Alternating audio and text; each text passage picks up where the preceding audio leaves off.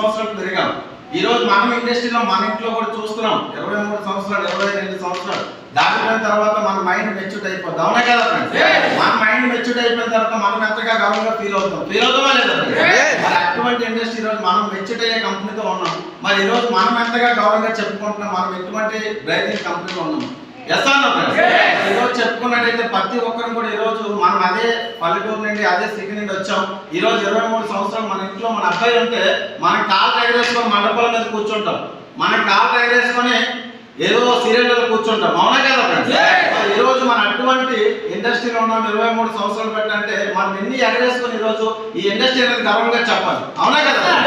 ఈ రోజు అంత ఇండస్ట్రీలో ఉండి కూడా మనం చెప్పడానికి మనం చేయడానికి అనేది చాలా వరకు వెనకబడిపోతున్నాం. అవునా కదా ఫ్రెండ్స్? ఈ రోజు అటువంటి ఈరోజు సార్ చెప్పారు మన డేట్ ఆఫ్ బర్త్ అంటే మనం గుర్తించుకోవడం చాలా తక్కువ. అవునా కదా ఫ్రెండ్స్? ఈ ఒక్క ఇండస్ట్రీలో ఉండడం వల్ల ఈ ఒక్క